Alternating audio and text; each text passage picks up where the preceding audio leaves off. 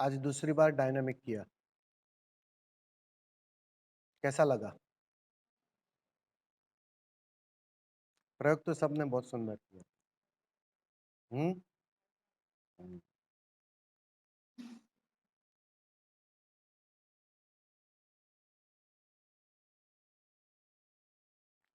ध्यान से यही होता है ना, शरीर बहुत समाप्त होने लगता है, एक वेटलेसनेस आने लगती है, तुम्हें लगेगा जैसे मैं उड़ रहा हूं।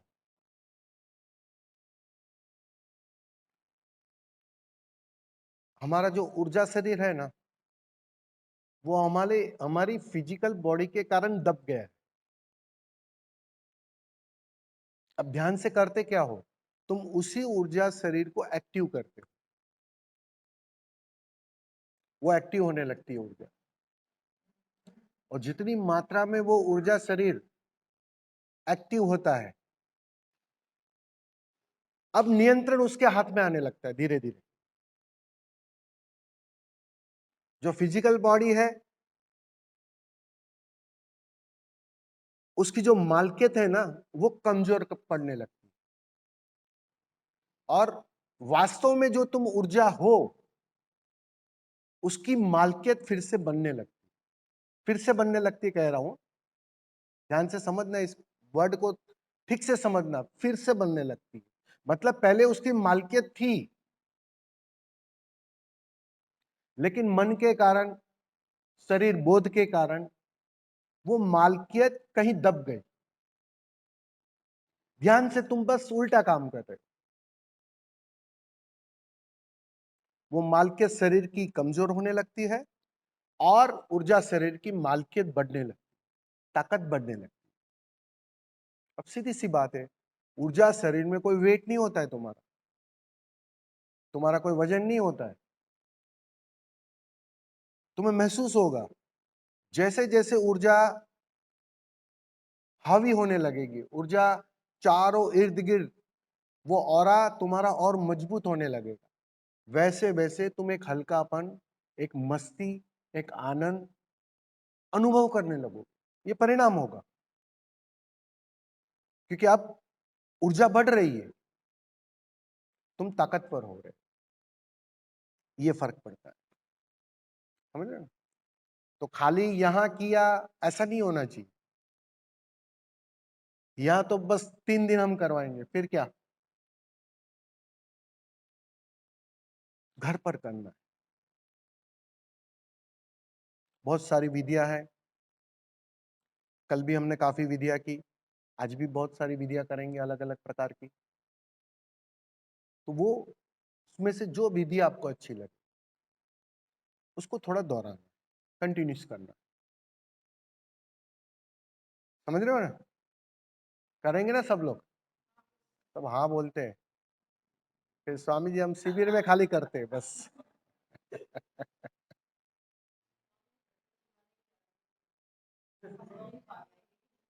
पड़ोसी 4 दिन, और 5वें दिन तुम्हें पागल समझेंगे, फिर पूछना बंद कर देंगे। आप चिंता मत करो। नहीं नहीं, वो तो पागल है, वो तो पागल है। क्या? अरे वो भी 4 दिन। अरे वो तो पागल हो गई है, बस इतना ही बोलेंगे। पागल आदमी को कोई बाहर नहीं निकालता है। देखो हम हैं, हमको घर से किसी ने नहीं निकाला।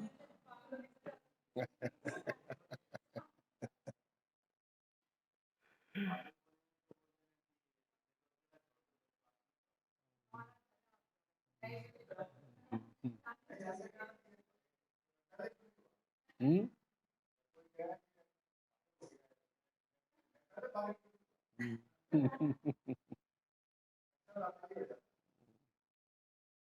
नहीं, ये इसलिए अटपटा लग रहा है क्योंकि जो सामाजिक ढांचा है ना हमारा, उससे ये विपरीत दिखाई पड़ता है। लेकिन विपरीत है नहीं, अगर ठीक से अगर देखोगे ना, इसमें तुम साफ सुथरे हो जाओ। जितने तुम ध्यान से गुजरोगे, जितना भीतर का कचरा बाहर आने लगेगा, निकलने लगेगा, तो तुम्हें कहीं फिर क्रोध के बहाने कहीं कचरा डालने की जरूरत ना पड़ेगी। समाज और सुंदर होता है इससे। लेकिन पहले तो उस कचरे से गुजरना पड़ेगा ना, उस कुरूपता से गुजरना पड़ेगा ना। तो वो तो अकेले कमरे में ही कर लो तुम। लोग समाज में करते और क्या, रास्ते पर करते। वही तो होता है, वही तो होता है, सब झलक कर बाहर आ जाता है, छलक कर। तो कम से कम तुम इतनी तो सावधानी रख रहे हो ना कि अगर मेरा क्रोध है, मेरी घृणा है, ईर्ष्या है, जो भी है जिससे मैं जल रही हूं, वो मैं अकेले में निकाल रही हूं। और जितना तुम वो अकेले में निकाल लोगे, सफाई कर लोगे, सीधी सी बात है, वो बाहर कुछ अलग ही झलक दिखाई पड़े। फिर से बच्चे हो जाओगे तुम। तो कल सुना था ना, फिर से बच्चे हो जाना है, बस यही प्रक्रिया है। फिर से वो बालपन आ जाएगा, वो सरलता, वो भोलापन। अब तुम जो कहोगे वो तुम होंगे, वो पाखंड चला जाएगा। वो अभी जो आपने सबने बताया ना, हम घर पर रोज करेंगे, वो पाखंड चला जाएगा। अगली बार ईमानदारी से बोलोगे, नहीं स्वामी जी हम घर पर नहीं करते। समझ रहे हो ना? तो ये सब चालाकियां, होशियारियां, समझदारियां हमें अच्छा लगता है, समाज को वो अच्छा लगता है, क्योंकि उससे जीत मिलती है ना। तुम्हें लगता है तुम समझदार हो, तुम किसी को बेवकूफ बनाओ, तुम जीत रहे हो। और बचपन से बच्चे को हम यही सिखाते हैं, बेटा बेवकूफ बन के मत आना, किसी को बना के आना वो चलेगा, बेवकूफ बनना मत। यही सिखाते हैं ना बच्चे को, और क्या सिखाते? पहला नंबर चाहिए, सबको पीछे रखकर तू आगे आ जाना। अब वो पता नहीं है, ये सब सीख है ना। जैसे ही तुम बड़े होते हो, काफी अनुभवों से गुजरते हो, तब पीड़ा शुरू करता है, वो तुम्हें बाद में दिखाई पड़ता है। बाद में जीवन में बेचैनी शुरू हो जाती है, तनाव शुरू हो जाते हैं, चिंता शुरू हो जाती है। उसकी वजह यही है, गलत शिक्षा दी गई, बाहर की दुनिया में जीने की तैयारी सिखाई गई थी, लेकिन भीतर कैसे जीना है उसकी किसी ने याद ही ना दिलाई थी। वो तो कोई सदगुरु होता है जो याद दिलाता है कि भीतर भी जीना है कुछ, और वो मूल्यवान है, क्योंकि वहां तुम हो। ये बाहर तो झूठा है, झूठी पहचान है। कोई मुझे गाली दे देगा तो मेरी पहचान को गाली देगा। वो जो भीतर की याद सदगुरु दिलाता है। इसलिए आज जो गुरु पूर्णिमा है, बहुत सुंदर अवसर है। ये जो गुरु पूर्णिमा का, आपने देखा मजे की बात, हर एक धर्मों में काफी अंतर होता है, लेकिन गुरु पूर्णिमा सभी लोग मनाते हैं। ये आपने कभी गौर किया?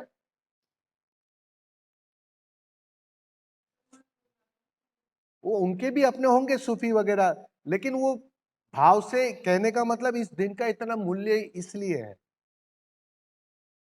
कि कोई भी जो इशारा करने वाला है ना भीतर का, वो गुरु हो गया। कोई भी हो सकता है, उससे क्या फर्क पड़ता है, लेकिन वो इशारा कर रहा है। वो कह रहा है कि सिर्फ बाहर जीना ही पूरा जीना नहीं है, वो तो तुम भटक रहे हो। वो तो भीतर कोई इशारा करता है,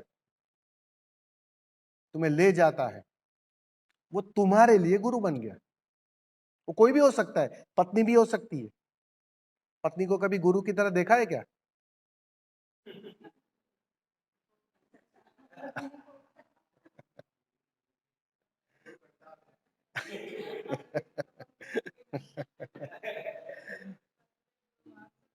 हाँ?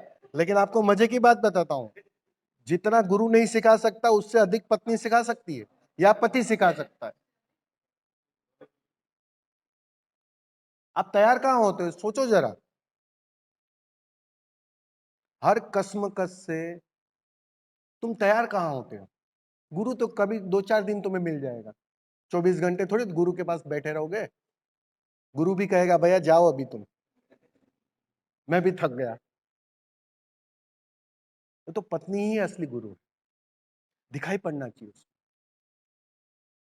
वो कसमकस कीमती कसमकस है, उसको क्रोध की तरह या गलत की तरह मत लेना। वो तुम्हें तैयार कर रही है। ये जो संबंध है ना, बहुत कीमती संबंध है। ऐसे ही नहीं जोड़ी बनाई है।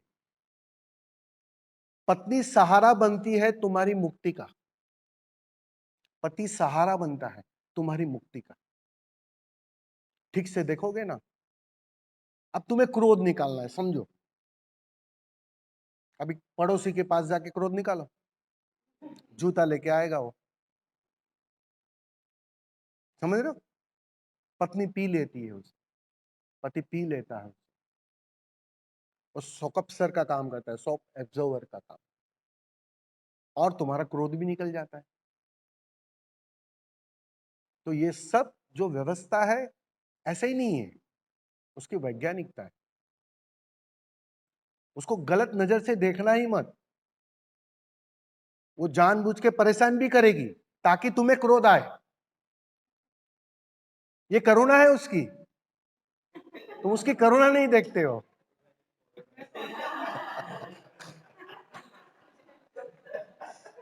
वो करुणा से करती है। तुम्हें लगता होगा कि वो पागल है, पागल नहीं है, वो करुणावश है, प्रेम से करती है कि मैं मुक्त हूं या नहीं हूं, तुम्हें मुक्त करके छोड़ूंगी। मैं पहुंचू या ना पहुंचू, तुम्हें समाधि तक पहुंचा के रहूंगा। परम करुणा है।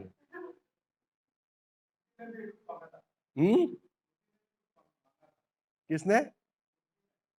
सुनती, हाँ, याद आती है।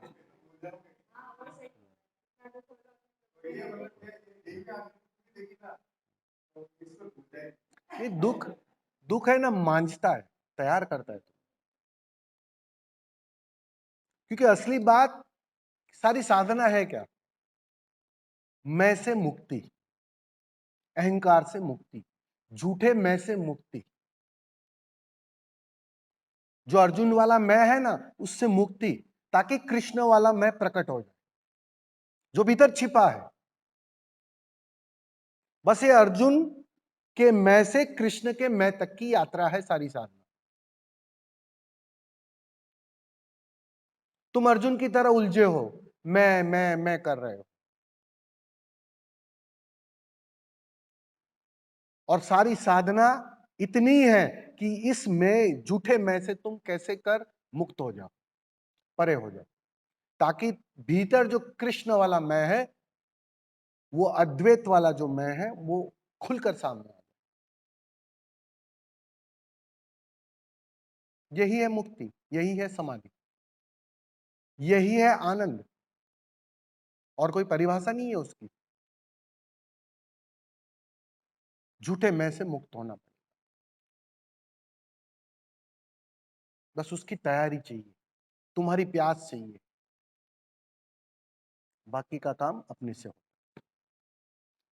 कोई प्रश्न हो तो ले लेंगे।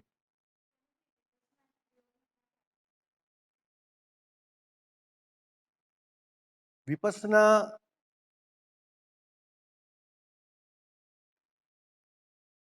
को मैं प्रयोग की दृष्टि से नहीं देखता।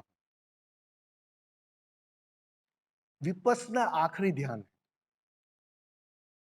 विपස්සना का मतलब ही इतना है, कुछ ना करना।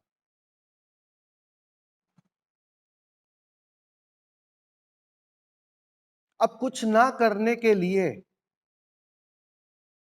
वो जो करने की खुजलाहट है ना, उसको पहले विसर्जित करना पड़ेगा, उसको खाली करना पड़ेगा, उस बेचैनी को तिरोहित करना पड़ेगा। तब तुम ना करके करने के लिए तैयार होते हो। समझ रहे हो मैं क्या बोल रहा हूं? अगर तैयारी तुमने पूरी कर ली, बेचैनी, फ्रस्ट्रेशन जो भी है वो निकाल लिया, जितना करना था कर लिया, और कर करके देख लिया कि करना व्यर्थ, करने से मिलता ही नहीं, करने से उपलब्धि हो ही नहीं सकती, ये बात गहरे अचेतन से साफ होने लगती।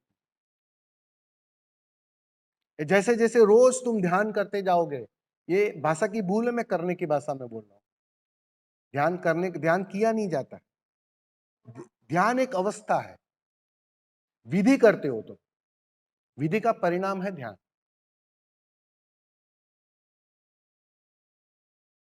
वो जो ध्यान है वही है विपश्यना।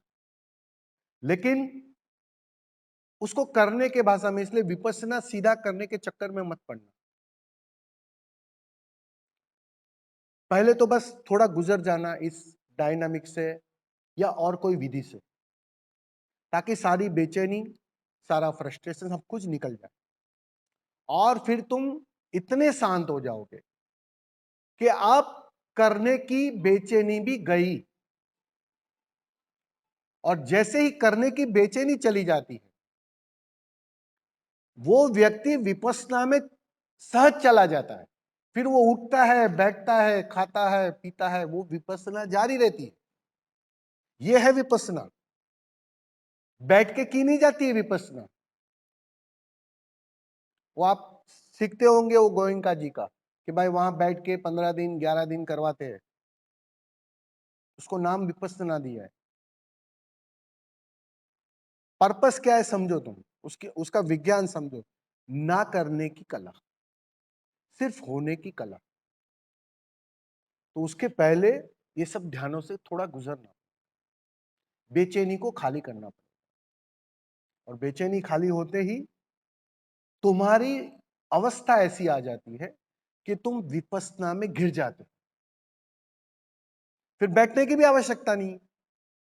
बैठना क्या है 10 दिन, मजे से ऑफिस जाओ, काम करो, रोटी पकाओ, और विपश्यना जारी रहेगी। ये होती है असली विपश्यना। सीधा वो बैठकर पाने के चक्कर में मत पड़ना। समझ में ना? बहुत से लोगों को मन ऐसा ही होता है कि ये सब क्या करना, इतना कूदना, नाचना। सीधा बैठ जाओ ना, स्वामी जी मुझे बहुत अच्छा लगता है। 4 दिन अच्छा लगेगा, बाद में परेशान हो जाओगे। क्योंकि जब तक वो खाली नहीं होगा ना, बोझा भीतर है, वो खाली होना बहुत जरूरी है। वो खाली होकर फिर तुम बैठो या ना बैठो, फर्क नहीं पड़ता, और विपश्यना जारी रहती। ये है विपश्यना। समझ में आ रहा है?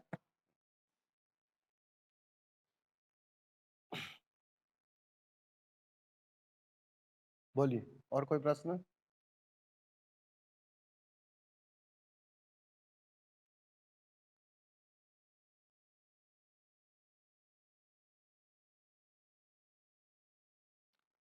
रोज ध्यान करने वाले कितने लोग हैं? रोज करते हैं? बहुत सुंदर।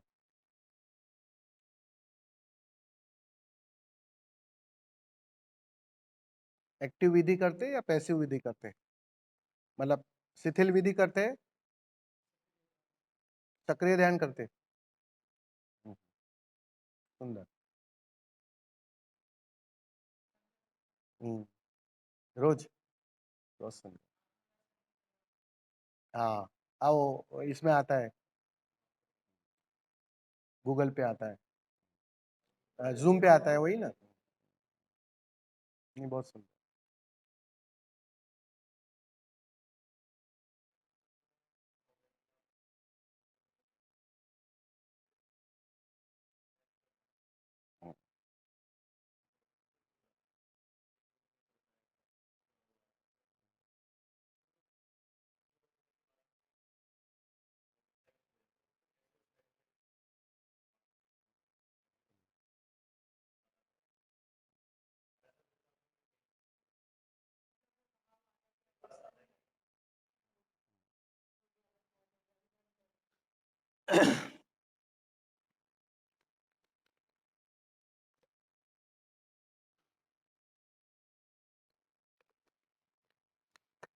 हमारा मन है ना, मन, मन का थोड़ा विज्ञान समझोगे ना, तो तुम्हें सारे सवालों के उत्तर मिल जाएंगे। मन का स्वभाव क्या है? वो जहां है ना, वहां रहना नहीं चाहता। मन को वर्तमान नहीं चाहिए, उसको भविष्य चाहिए या भूतकाल चाहिए। या तो विचारों में चला जाएगा, यादों में चला जाएगा, या भविष्य चाहिए। लेकिन इस पल के लिए मन राजी नहीं होता, एक बेचैनी रहती है, क्योंकि इस पल में मन की मृत्यु हो जाती है। मन मिट जाता है, मन मर जाता है। अब तुम रोज ध्यान करते हो, रोज विधि करते हो, प्रयोग करते हो, स्वाद लगता है। वो जो स्वाद लगता है ध्यान का, वो स्वाद है क्या? मन की मृत्यु है।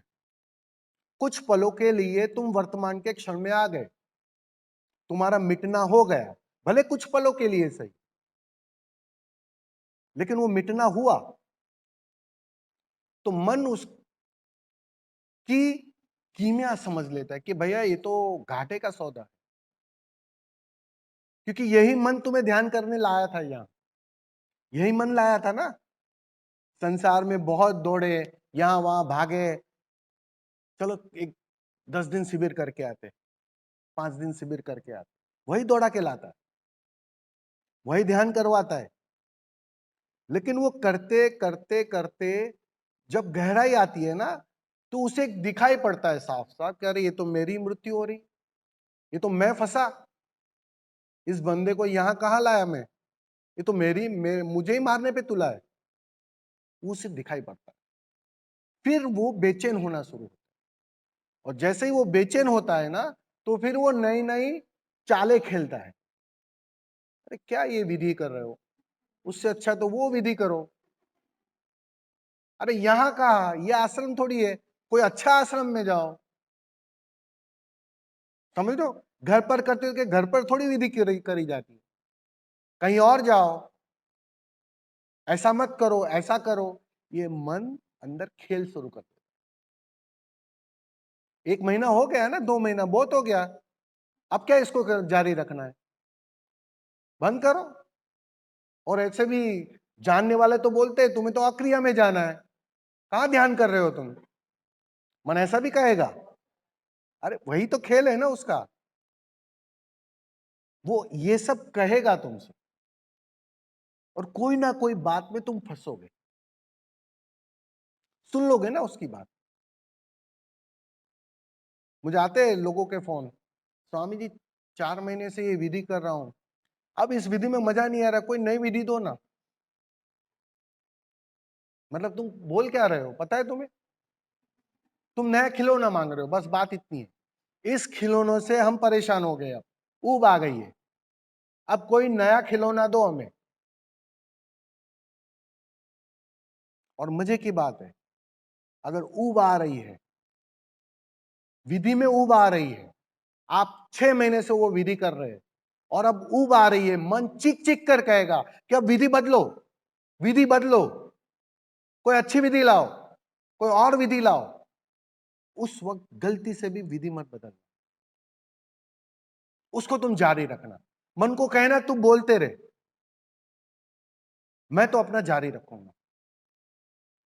बस इतना अगर तुमने संकल्प जुटा लिया, उस उब में भी तुम उस विधि के लिए राजी हो गए, कुछ समय बाद मन थक कर हार जाएगा कि भैया ये तो पत्थर पे पानी है, इसको बोल के कोई फायदा नहीं। उस दिन मन गिर जाता है। और लोग करते क्या है, जैसे ही ऊब आई, और यहाँ स्वामी जियों की तो भरमार है, किसी को भी फोन लगा लो, स्वामी जी कुंडलिनी कर रहा हूं 6 महीने से, मजा नहीं आ रहा है, कुछ अच्छा ध्यान दो ना। और देने वाले बैठे ही है मजे से, वो बोल देते ये चालू करो, बस। अब वो चालू किया ना, अब मन उसमें और 6 महीना खेलेगा, मन को वही तो चाहिए था। ये चालाकी अगर तुम्हारी समझ में आ जाए, पकड़ में आ जाए, तो मैं समझता हूं तुम्हारी काफी यात्रा कम हो जाए, ये सालों तक भटकना ना पड़े। ये सालों तक भटकने का कारण एक ही है कि मन हर बार जीत जाता है, तुम्हें उस अपनी चालाकियों में फंसा लेता है। वो कांटा डालता है और तुम फंस जाते हो, हर बार यही होता है। वरना साधना इतनी लंबी होती ही नहीं है, कैसे हो सकती है? लेकिन वो अपनी चालाकियों से, और वो होता ही जब मन मृत्यु के करीब आता है, बेचैनी बढ़ती है, तब मन ज्यादा, कहते हैं ना, वो सुना है ना कि वो दिया बुझने के पहले बहुत जोर से तेज से भभकता है, बस बिल्कुल ऐसा ही कुछ मन ज्यादा बेचैन हो जाता है। फिर तो ऐसी ऐसी चालाकियां देगा, ऐसी ऐसी बातें करेगा, आध्यात्मिक बातें करेगा, अनुभवों की बातें करेगा और तुम्हें उलझा डालेगा। और कोई ना कोई बात तुम्हें जस्टिफाई लगेगी, नहीं बात तो ठीक है, अनुभव की बात कर रहे हैं ना, ध्यान के अनुभव की बात कर रहे हैं ना, सुंदर बात कर रहे हैं ना कोई बात में तुम उलझ जाओ। तो संकल्प इतना जुटाना है कि विधि को कुछ समय तक जारी रखना। विधि अपने से बंद होनी चाहिए। तुम बंद करो तो तुम मन का ही खेल है। विधि गिर जाती है एक दिन समाप्त हो जाती है। मेरे उदाहरण से मैं समझाता हूँ। मैं उदाहरण से समझाता हूँ। मेरा अपना उदाहरण है, मेरा खुद का अनुभव।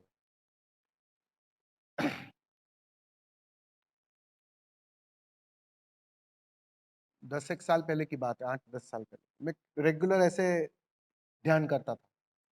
सुबह में डायनामिक करूँ, दोपहर को कोई एक आध ध्यान करूँ, कभी पैसिव ध्यान करूँ, ऐसा मतलब कंटिन्यूटी में चालू था। लेकिन संकल्प था, पूरा दाव लगाने की तैयारी थी। तो करते करते करते ये जो खेल तो बहुत चले, जो आप बता रहे हो ना, सवाल जो है ना, वो सवाल काफी आते थे कि क्या होने वाला है इससे, क्या होने वाला है इससे। लेकिन संकल्प पूरा था, तो जो विधियां मैंने रोकी नहीं, उलझा नहीं, और मजे की बात मेरे पास कोई गुरु नहीं था, इसलिए मैं बच गया। वरना किसी को आपकी तरह पूछ लेता था फोन पे और वो कोई विधि दे देता था तो मैं उलझ जाता था। लेकिन मैं करता रहा। एक दिन हुआ क्या कि रात की विधि मैंने पूरी की, सोया, सुबह में मैं जगा डायनामिक करने, मैं डायनामिक कर ही ना पाया। पता नहीं क्या, अंदर से ऊर्जा ही ना आए, शक्ति ही ना आए, हाथ पैर ही ना हिले, जैसे वो एकदम ब्लैंक हो जाता है ना आदमी, बिल्कुल ऐसा ब्लैंक हो गया। चाहकर भी विधि ना कर पाया। दोपहर को कोशिश की, वो भी ना हुई। दूसरे दिन भी कोशिश की। अब मन ट्राई तो कर, मन इसमें भी खेल करता है कि कोशिश करके फिर से तुम्हें पटरी पे चढ़ा दे, चक्कर में डाल दे, करने के चक्कर में डाल दे। तो वो कोशिश बहुत की मन ने, लेकिन मैंने भीतर की सुनी, मन की नहीं सुनी। भीतर से आवाज नहीं आ रही थी कि करना है। कल तक थी आवाज तो मैं कर रहा था, लेकिन आज नहीं आ रही। कोई है जो कह रहा है कि अब विधि नहीं करनी है। तो सुनी मैंने, उसकी बात को जड़ता से इग्नोर नहीं किया मैंने कि नहीं करना ही है, ओशो ने कहा है, ओशो ने कहा ध्यान छोड़ना मत, ये मत करना। तो वो ग्रंथियां मैंने पकड़ी नहीं थी, तो आसानी से भीतर की बात को स्वीकार कर पाया। और जैसे ही स्वीकार किया, मैंने पाया उस दिन और आज का दिन विधियां छूट गई। वो अपने से छूट जाती है, प्रयोग अपने से छूट जाते हैं। हाँ, अपने तरफ से तुम छोड़ना चाहोगे तो वो मन का ही खेल होगा, मन ही चाहेगा। अपने से छूट जाती है और वो छूटती है। जैसे जैसे ध्यान घटता है रेगुलर, वो भीतर की तंद्रा समाप्त होने लगती है। और एक दिन ऐसा आ जाता है कि भीतर अचेतन में भी खाली करने के लिए कुछ बचता ही नहीं है। अब साफ फर्श फर्श है, उसको कितना तुम पोछा मारोगे? अब फर्श साफ हो चुकी है, अब यहां तुम कहो कि यहां कचरा है, स्वामी जी झाड़ू निकालो, एक बार, दो बार, 10 बार निकाला, अब कचरा है ही नहीं समझो, फिर क्या करोगे आप? तब मन हार जाता है, तब मन परास्त हो जाता है कि बस अब इसके साथ कुछ नहीं हो सकता। फिर वो वही मन तुम्हारा सेवक बन जाता है। जो पहले मालिक बना था वो अब तुम्हारा गुलाम बन जाता है। बस इतना फर्क हो जाता है। वो तो अंदर से आती, पता चलता ही है। पता कैसे चलेगा ये तो सबकी अपनी इंडिविजुअल बात है। पता चलता ही है। तुम्हें पता है जीवन में कोई भी चीज हो, तुम्हारा अंतरतम हर पल बोलता ही है, लेकिन मन इतना हावी होता है ना कि उसको सुनने नहीं देता है, उसको पकड़ने नहीं देता है। उसके सिम्टम्स को तुम इग्नोर करते हो क्योंकि तुम्हारा ध्यान कहीं और है। तुम कुछ और पाना चाहते हो, इसलिए उस पाने के चक्कर में मन एसोसिएट हो जाता है। मन मन अपना लगता है कि मन वही कर रहा है, तुम्हारे सपने पूरे कर रहा है। अब तुम्हारे सपने हैं, तुमने सपने संजोए हैं, उस सपने को मन पूरा करने की जुगाड़ में है, तो मन तुम्हें मित्र लगता है। तो तुम उस समय वो भीतर की आवाज नहीं सुनते हो, तुम उस मन की आवाज सुनते, क्योंकि वो गलत व्यक्ति तुम्हारा मित्र हो गया। गलत व्यक्ति वो मन, वो तो जैसे जैसे वही वही मैं वही वही वही वही मैं बता रहा हूं कि जैसे जैसे तुम ध्यान में गहरे होते हो, तो तुम्हारे अंदर ध्यान से होता क्या है, तुम्हारी सेंसिटिविटी बढ़ती है। तुम्हें एक बोध आने लगता है कि शरीर में नहीं हूं। शरीर से एक प्रकार की दूरी बनने लगती है, अलिप्तता बनने लगती है। क्योंकि ध्यान का मतलब क्या है, साक्षी और गवाह रहने की प्रैक्टिस। और है क्या ध्यान? ध्यान में तुम करते क्या हो? आंखें बंद कर बस देखते हो, भीतर से देखते हो, जो भी हो रहा है उसे देखते हो, उसके गवाह रहते हो, उसके साक्षी रहते हो, उसके कर्ता नहीं होते, उसके भोक्ता नहीं होते। अब ये गवाह और साक्षी रहने की जो प्रैक्टिस है आपकी, आज आपने की, कल आपने की, परसों आपने की, नरसों आपने की, ये जो कंटिन्यूटी आप करते रहते हो, तो धीरे धीरे वो गवाह रहने की जो आदत है तुम्हारे अचेतन की आदत बनने लगती है। समझ रहे हो? शुरुआत तुम चेतन से करते हो और धीरे धीरे वो आदत गहरे अचेतन में चली जाती है। अब जैसे समझो, तुम गाड़ी सीख रहे हो, नए नए, पहले दिन जब ड्राइविंग सीट पर बैठे थे, कितनी बेचैनी थी। कोई आवाज करता, अरे आवाज मत करो मैं गाड़ी चला रहा हूं। पता रहता था कि पहला गियर लगाया, क्लच को दबाया, क्लच को छोड़ा, एक्सीलेटर दबाया, ब्रेक मारा। कोई आवाज करे, भाई आवाज मत करो मैं गाड़ी चला रहा हूं। क्यों? क्योंकि वो आदत थी नहीं अभी। अब जैसे जैसे तुम गाड़ी चलाओगे, आज कल परसों, धीरे धीरे वो आदत तुम्हारे अचेतन की आदत बन जाएगी। और जिस दिन तुम परफेक्ट चलाने वाले चालक हो गए, तुम मजे से संगीत भी सुनोगे, किसी का फोन आएंगे फोन भी उठा लोगे, अपनी गली आएगी तो मोड़ भी जाओगे, तुम्हें याद नहीं रखना पड़ेगा कि आगे मेरा घर है, वहां से राइट मुड़ना है। गाड़ी मुड़ ही जाती है क्योंकि वो सब अचेतन में फिट हो जाता है। तो सारी जो ये कोशिश है ना, कवायद है ना, ये साक्षी और गवाह रहने की जो प्रैक्टिस है ना, अचेतन में बिठानी, उसकी आदत बनानी। इसलिए तुम्हें कहा गया कि रोज करो। ये रोज करने की आदत क्यों दी गई है? वरना उसको कहते भाई यहां आए हो 3 दिन कर लो, बस जाके घर मजा करो। लेकिन क्यों कहा है कि रोज करना है? वो रोज करने से धीरे धीरे धीरे तुम्हारी आदत गहरी हो जाती है, गवाह रहने की, साक्षी रहने की।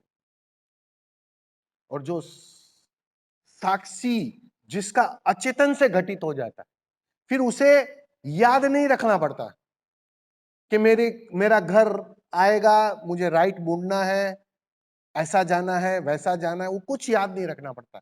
ऑटोमेटिकली गली आती है, गाड़ी मुड़ जाती है।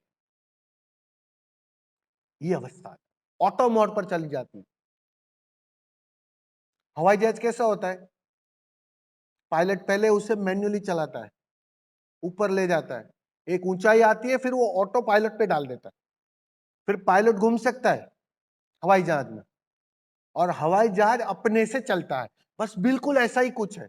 एक बुद्ध पुरुष और तुम्हारे में अंतर इतना ही है कि उनका ऑटो पायलट चल रहा है और तुम्हें मैन्युअली करना पड़ रहा है। तुम्हें ध्यान में उतरना पड़ रहा है, तुम्हें विधियां करनी पड़ रही है, तुम्हें सब कुछ करना पड़ रहा है, क्योंकि अभी मैनुअल मोड चालू है। हवाई जहाज को ठीक से ऊपर ले जाना पड़ेगा।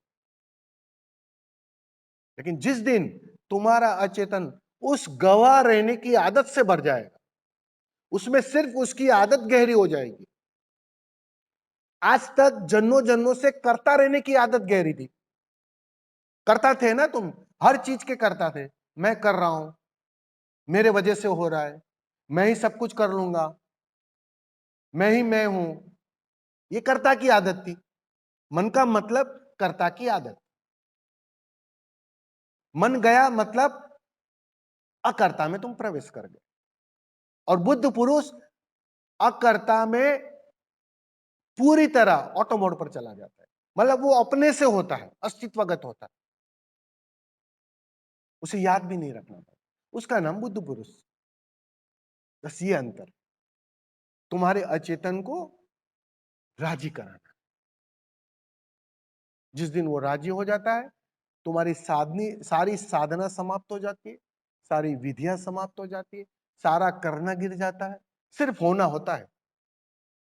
तुम जीते हो, इस पल का मजा लेते हो। तुम्हें फिक्र नहीं होती कि अगला पल होगा या नहीं होगा, होगा तो क्या होगा, वो फिक्र गई। ये अवस्था आ जाती। ख्याल में आ रहा है ना स्वामी जी? तो तब तक विधियां करनी पड़ेगी, मैन्युअली करनी पड़ेगी, उस आदत को गहरा करना पड़ेगा, ध्यान के स्वाद को अचेतन में गहरा ले जाना पड़ेगा, और एक दिन वो हावी हो जाएगा। कर्ता की आदत छूटेगी और अकर्ता की आदत बन जाएगी। बस आदत बदलनी है। जैसे हम चाय छोड़ने के लिए और कुछ चालू करते हैं ना, कॉफी चालू करते हैं, कॉफी पीना चालू करो ताकि चाय छूट जाए। बस ऐसा ही कुछ है। कर्ता की आदत छोड़नी है तो अकर्ता की आदत बनाओ। अकर्ता की आदत का मतलब ध्यान, देखने की कला। अब करना नहीं है, देखना है। हर घटना के गवाह रहना है। बुरी से बुरी घटना घटी, मैं गवाह हूं, साक्षी हूं। अच्छे से अच्छी घटना घटी, मैं गवाह हूं, साक्षी हूं। इसी का नाम ध्यान। वो धीरे धीरे धीरे गति करता। समझ आया ना?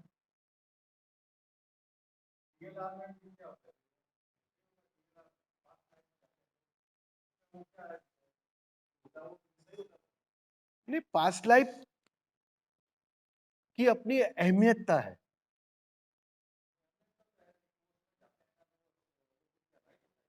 हाँ, देखो आज आप जो हो ना यहाँ, वो आपके काफी जन्मों का जोड़ हो। आपका जो मन है ना, आपके सबकॉन्शियस अचेतन मन में अभी भी कई जन्मों की यादें जुड़ी हुई है, भीतर पड़ा हुआ है। कभी कभी इस जन्म की बेचैनी इस जन्म की नहीं होती है, वो कभी कभी पिछले जन्मों की भी बेचैनी होती है, क्योंकि वो अचेतन में अभी भी दबा है।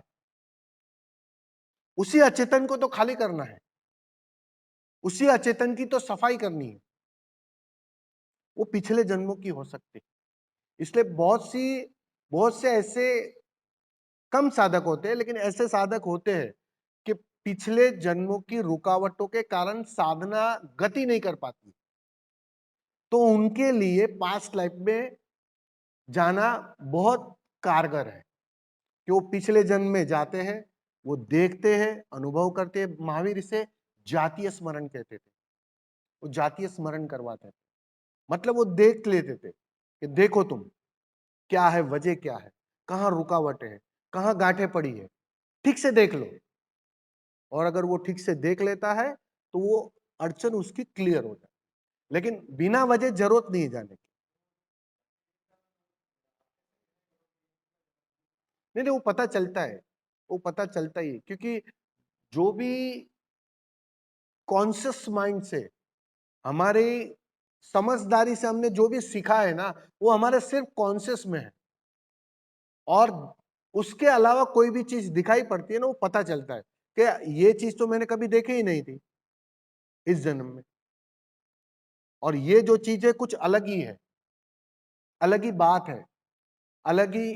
वो यहां तक बताते हैं, वो स्टेशन का नाम बताते हैं, कहाँ रहते थे वो बताते हैं, घर बताते हैं, सब कुछ, कि एक भाई था, एक बहन थी, ये था, वो था, वो सब कुछ उन्हें दिखाई पड़ता है। और ज्यादातर आप देखोगे कि वो पिछले जन्मों में जो रिलेटिव्स होते हैं ना, वही इस बार वापस लौटते हैं, क्योंकि उससे ही लेन देन होता है ज्यादा। ये पत्नी ऐसे ही छोड़ने वाली नहीं है, वो जन्मों जन्मों के साथी सच में है। 7 नहीं, 700 जन्म से। कौन कहा 7 जन्म? वो लेन देन होता है। क्योंकि देखो, आपने किसी से कसमकस की, घर्षण किया, इसलिए तो वो दादा है ना, बहुत सुंदर बात कहते थे कि पत्नी मतलब चिकनी फाइल है, सबसे चिकनी फाइल। वो चिकनी फाइल का मतलब क्या है? उससे सबसे ज्यादा कलह होती है, और वो कलह की वजह यही है कि तुमने उसके साथ वैसे संबंध बनाए। इसलिए अभी भी वापस वही गलती करोगे तो वो वापस आएगी, छोड़ने वाली नहीं है। इसलिए कहते हैं कि थोड़े ध्यान में हो जाओ, ध्यानी हो जाओ, गवाह रहो, हर घटना के गवाह रहने की प्रैक्टिस कर लो। अगर ठीक से साक्षी रहे, गवाह रहे, घटना को गुजरने दिया, उसमें ना अटैच हुए ना डिटेच हुए, ना उससे मोह बनाया ना उसके विरुद्ध में चले गए, तो तुम गवाह रह पाओगे। और जितना गवाह रह पाओगे तो फिर संबंध टूटेगा, फिर वापस पत्नी नहीं आएगी। अगर पत्नी से छूटना है तो ध्यान करो, एक ही उपाय है। अब समझ में आ गया ना? ध्यान मुक्त करवा देगा, पत्नी से और कोई मुक्त करवा ही नहीं सकता है, ध्यान मुक्त करवा देगा। तो रोज झंझटें खड़ी करो ना, तो क्या जन्मों जन्मों तक साथ रहेगी, चिंता मत करो। वो रोल बदलते हैं। ज्यादातर पिछले जन्मों में जो गए हैं ना, उनका अनुभव है कि वो इर्द गिर्द के रोल में ही होते हैं। कोई कभी किसकी माँ हो जाती है, कभी किसका बेटा हो जाता है। हाँ हाँ, वैसे ही कुछ, मतलब वो अलग अलग रोल में ही होते हैं। वो रोल का लेन देन जब तक पूरा नहीं होता है ना, तब तक उसकी कंटिन्यूटी रहती है। वो चेतना किसी भी शरीर के माध्यम से तुम्हारे साथ जुड़ी रहती है।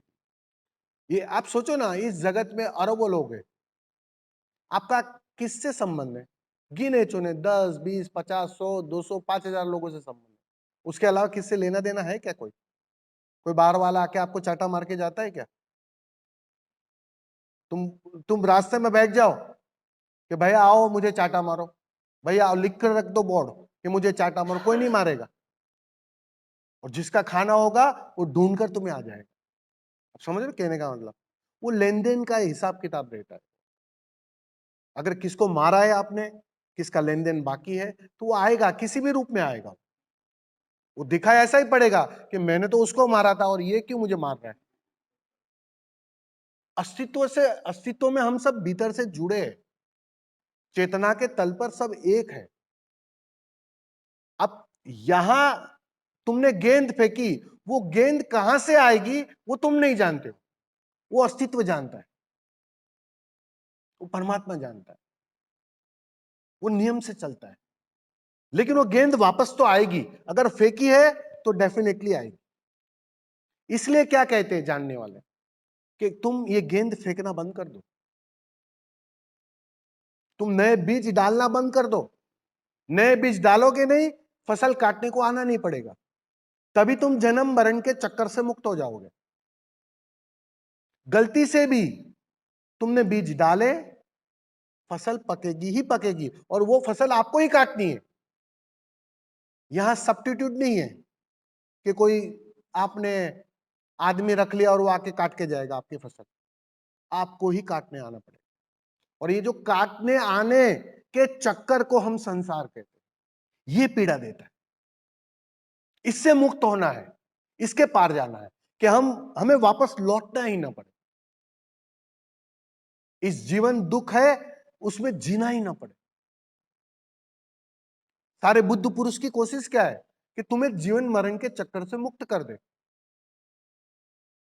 आनंद वहां है, इस चक्कर के बाहर चले जाने। और ये चक्कर आता क्यों है? तुम्हारी बेहोशी के कारण। तुम जाने अनजाने हर घटना के कर्ता बन जाते हो, भोक्ता बन जाते हो, उससे जुड़ जाते हो। वो जुड़ने का मतलब, कर्ता होने का मतलब, तुमने बेहोशी में नए बीज डाल दिए भूमि के अंदर, वो गिर गए बीज, और वो बीज गिरे तो डेफिनेटली उसकी फसल आएगी, आज नहीं तो कल। और वो काटनी ही काटनी है तुम्हें, कितनी ही अच्छी फसल हो या कितनी ही बुरी फसल हो, आपको ही काटनी। इसलिए हम नहीं कहते कि सुख से भी सुख के भी पार चले जाना, वरना सुख भोगने के लिए भी आना पड़ेगा, सुख भी भोगना पड़ता है, दुख भी भोगना पड़ता है, वो दोनों के पार जाना पड़ेगा, तब आनंद घटित होता है। उसको हम आनंद कहते हैं, उसी को हम सच्चिदानंद कहते हैं।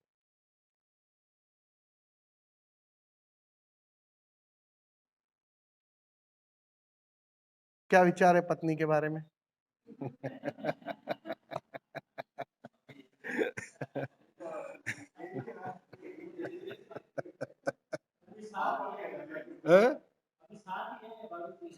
अच्छा, साथ में है?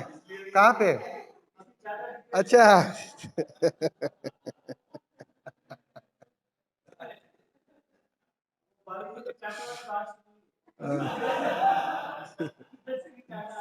नहीं नहीं, लेकिन एक सेकंड भाभी जी, वो मैं अपनी बात थोड़ी पलटी मार रहा हूँ, वो पति के बारे में भी वही बात, इसलिए आप चिंता मत करो।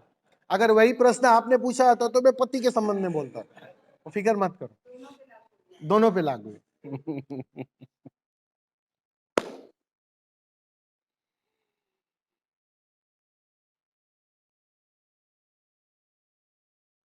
चलो, और बोलिए।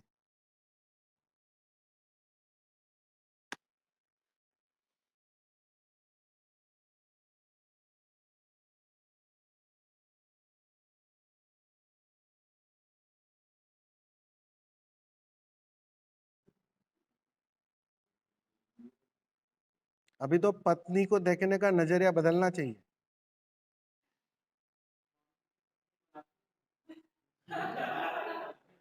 आप बनना चाहते हो इसके लिए, आप पति बने ना, स्वामी बने उसके, अब भुगतो।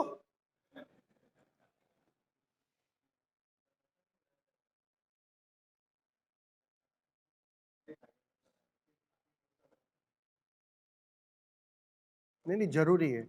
आप, बहुत से लोगों को मैंने देखा है, बहुत से लोग पति पत्नी के संबंध को बहुत नेगेटिवली लेते हैं, और पर्टिकुलर मैंने ओशो सन्यासियों में देखा है।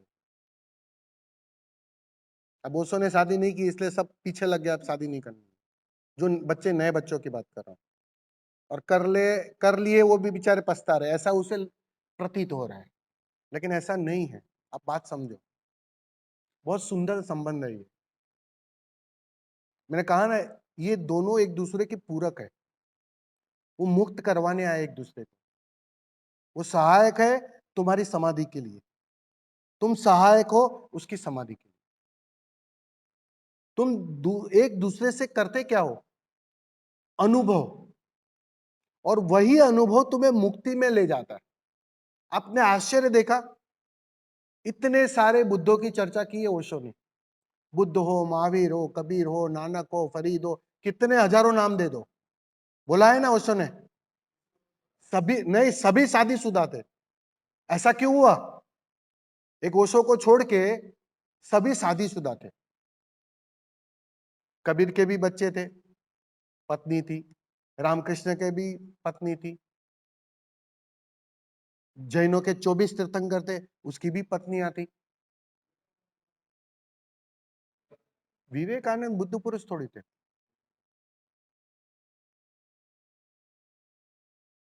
कहने का मतलब समझ रहे मैं क्या कहना चाह रहा हूं? ये कॉन्सिडेंस नहीं है, रेशियो 50-50 होना चाहिए था। कोई एकाध दो तो बताओ मुझे, कोई ठीक है, कोई होगा एकाध दो बाल ब्रह्मचारी, बाकी 98% आप गिन के बताओ, जितने भी बुद्धों की तुम्हें याद है या नाम याद है तुम।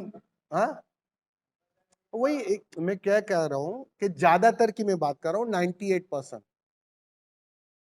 सब शादीशुदा थे। जैनों के 24 तीर्थंकर शादीशुदा थे। महावीर की बेटी थी एक। ऐसे नहीं है, वो कॉन्सिडेंस नहीं है वो। क्योंकि देखो, पत्नी व्यर्थ है या पति व्यर्थ है, वो समझ में कैसे आएगा? वो तो जब तुम साथ में रहोगे, साथ में रह रहकर उबोगे और उसकी व्यर्थता देखोगे। वो व्यर्थता ले आता है। वो रहना जरूरी है, वो कीमती है, वो विरक्ति लाता है एक प्रकार की। तो वो विरक्ति आती है इस संबंध से। इसलिए पत्नी में जब तक परमात्मा न दिखे ना, तब तक समझ लेना तुम्हारी साधना में कहीं कमी है। ये मेरा वचन लिख के रख लेना, जहां भी लिखना हो। या पति में, दोनों की बात कर रहा हूं, उदाहरण दे रहा हूं। क्योंकि पत्नी या पति में परमात्मा देखना सबसे कठिन है।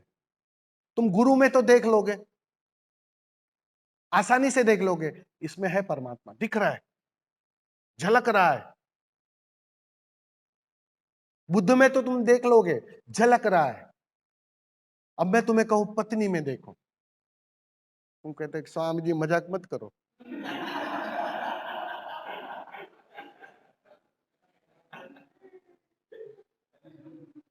और मैं तुम्हें कहता हूं, अगर पत्नी में नहीं दिखा तो कहीं भी तुम परमात्मा नहीं देख सकते हो। वो झूठा होगा तुम्हारा परमात्मा, तुम्हारे पाखंड का होगा, गलत होगा।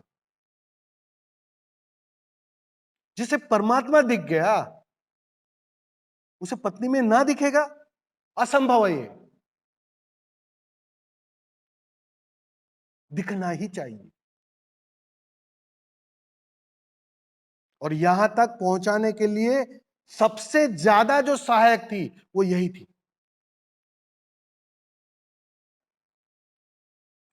तुम धन्यवाद दोगे उसे, वो दिखाई पड़ना चाहिए। तभी तुम्हारे बुद्धत्व का भी कुछ मूल्य है। पत्नी से भागकर नहीं, उसमें परमात्मा की झलक पाकर। भागकर तो आसान है, वो दिखना चाहिए।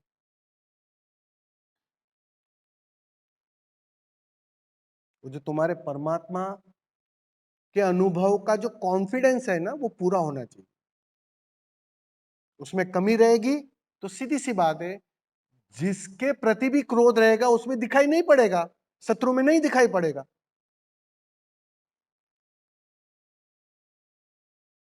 मुझे जिस दिन झलक मिली, सबसे पहले मैंने अपने शत्रुओं को धन्यवाद दिया था। पत्नी के पैर छुए थे कि तू ना होती तो ये बात ना बनती।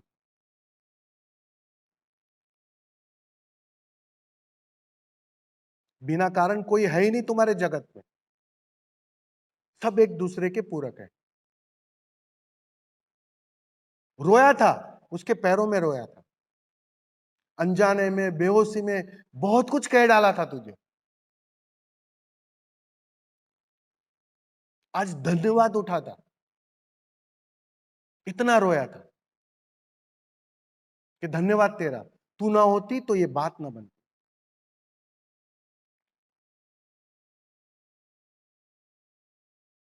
वो दिखाई पड़ना चाहिए। तो जब तक वो ना दिखाई पड़े, तुम कितना ही समझ लो कि मैं समाधि में हूं, तुम्हारी समाधि झूठी है। जिसे कण कण में दिखेगा, वो पत्नी में ना देख पाएगा। लेकिन कठिन है, मन मानने को तैयार नहीं, मन स्वीकार करने को तैयार नहीं। बस ये एक बाई को छोड़ के बाकी सब में हो सकता है। हाँ, सब जगह हो सकता है, पत्थर में हो सकता है। जिसे पत्थर में दिख गया उसके पत्नी में ना दिखेगा।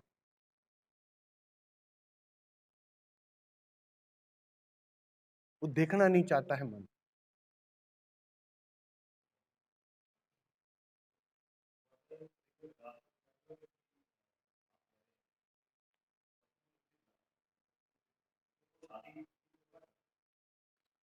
उसी का नाम बेहोशी है ना।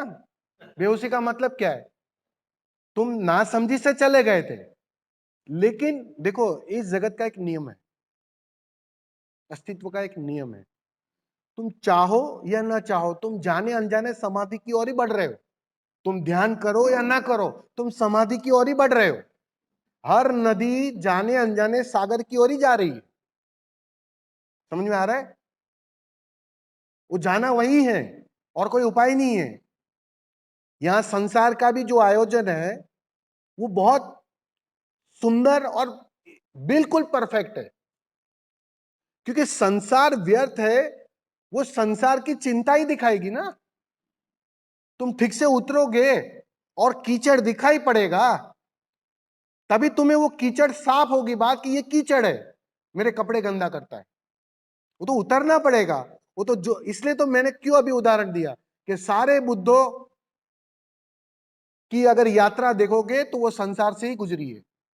सबकी पत्नियां भी थी, बच्चे भी थे। बुद्ध को क्या जरूरत थी? बुद्ध थे वो तो, और जन्मों जन्मों की यात्रा है। जरूरत कहां थी पत्नी करने की और बच्चे करने की? कबीर को कहां जरूरत थी? लेकिन संसार विपरीत नहीं है, मैं यही समझाना चाह रहा हूं। ये जो व्यवस्था है, संबंधों की भी जो व्यवस्था है, वो बिल्कुल विपरीत नहीं है। वो तो बुद्ध और महावीर के कारण, उन्होंने घर छोड़ा, उसके कारण वो विपरीतता दिखाई पड़ रही। लेकिन जैसे ही घटना घट गई, उसको वापस आना पड़ा, उसी गांव में आना पड़ा, उसी जगह आना पड़ा। जंगल रह के करोगे क्या? बात बन गई फिर तो। और ओशो ने उससे भी सुंदर अवस्था दी कि तुम घर पर ही उसे पालो, जंगल जाने की भी जरूरत नहीं, यही पा सकते हो, इसी कीचड़ में, इसी अवस्था में। और संसार तो बहुत सहायक है। जितनी संसार में परेशानी झंझट है, तुम्हारी यात्रा जल्दी होती है। ये कभी तुमने गौर किया? सोचो जरा, तुम्हारे जीवन में अगर सब कुछ ठीक चल रहा होगा, तुम आज यहां होते? चाहिए उतना धन आता था, चाहिए ऐसी पत्नी आती थी सुंदर, सुशील, समझदार। हालांकि होता नहीं है, लेकिन वो सब गुण एक में होते हैं। समझ लो, शरीर के रूप से तुम स्वस्थ होते पूरी तरह, मतलब सब कुछ ठीक। चाहिए उतना धन आता था, जैसा तुम सोचते थे वैसी बात बनती थी। कल सोचा बंगला चाहिए, बंगला आ गया। तुम्हें ख्याल आता कि मैं भीतर भी जाऊं?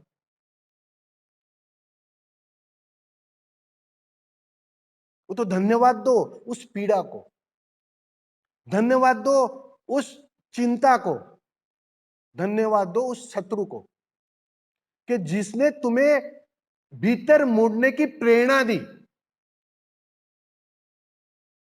वरना तुम वहीं के वहीं पड़े रहते थे कीचड़ में।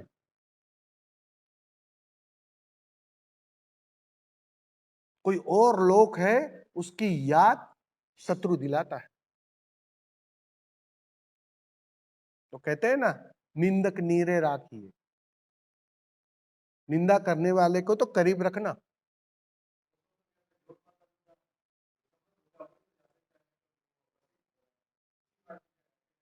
क्या?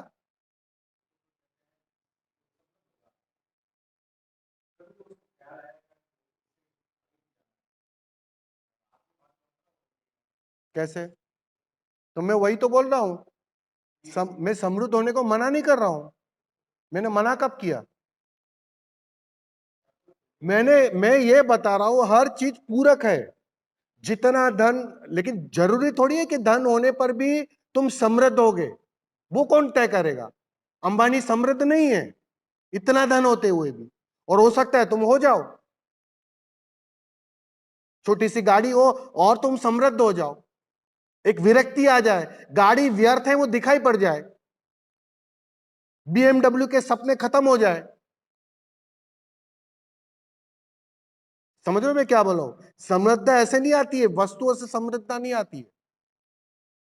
वो तो तुम्हारी परिपक्वता काम करती है। तुम्हें दिखाई पड़ना चाहिए कि ये व्यर्थ है, स्त्री व्यर्थ है, बिना पत्नी के समझ में आनी चाहिए, लेकिन वो नहीं आती है, इसलिए गुजरना पड़ता है संसार से।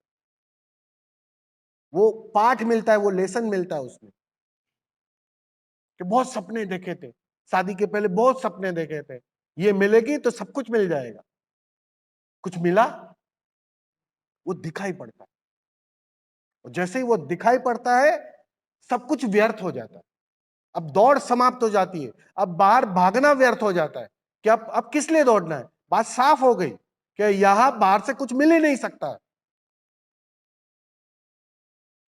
असंभव है ये। और जिसको ये बात साफ हो गई, वो परिपक्व हो गया, वो ध्यान के लिए तैयार हो गया। अब वो बैठा आंखें बंद की, वो ध्यान में प्रवेश कर जाएगा, क्योंकि अब उसे बात साफ है, बाहर अब जाने का कोई उपाय नहीं है,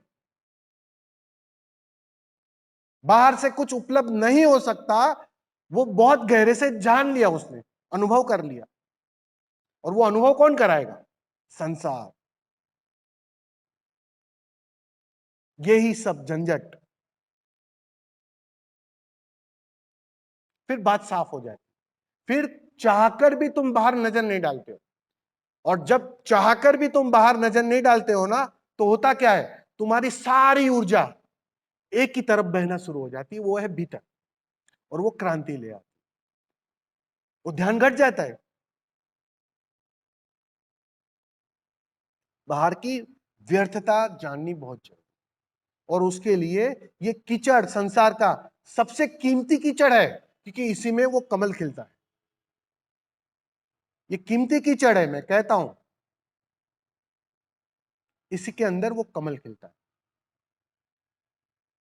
इसलिए कीचड़ को फेंक मत देना, वरना कमल भी ना खिलेगा। अच्छे पानी में कमल नहीं खिलता है, इसी कीचड़ में खिलता है।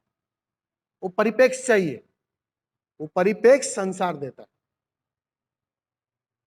मैंने कहा ना, बुद्ध और महावीर के कारण संसार की निंदा ज्यादा होने लगी, क्योंकि वो छोड़कर गए थे ना। उस परिप्रेक्ष्य में 2000 साल की श्रृंखला बनी, लेकिन ऐसा है नहीं। इसके पहले सारे हिंदुओं या जो भी जानने वाले, किसी ने छोड़ा नहीं है घर। ख्याल में आ रहा है?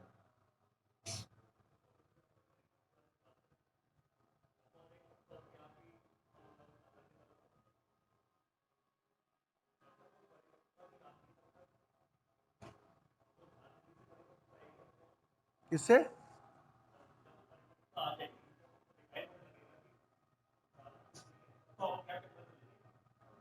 हाँ,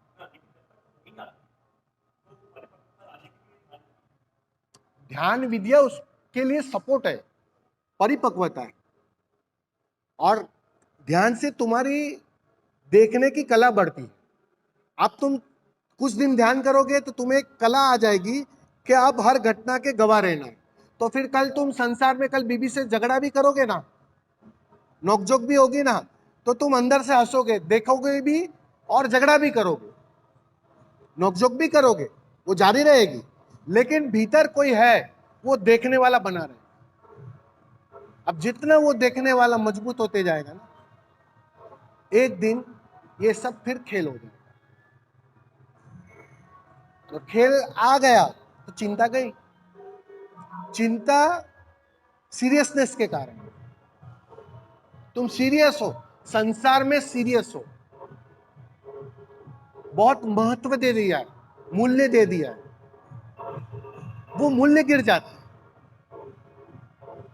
परिपक्वता का मतलब ही इतना है कि जिसको कल मूल्य दे रहे थे, वो अब व्यर्थ हो गया, उसकी व्यर्थता साफ हो जाती है। जिसको व्यर्थ दिखाई पड़ जाए, जिसको दिखाई पड़ जाए, जिसको कल कोहिनूर समझ रहा था, वो तो एक साधारण कंकड़ पत्थर है। फिर पकड़ोगे उसे जोर से, ठीक है, कोई ले भी गया तो भी ठीक है, अपने से वो छूट जाए। व्यर्थता दिखाई पड़नी चाहिए, और ध्यान धीरे धीरे तुम्हें वहीं ले जा।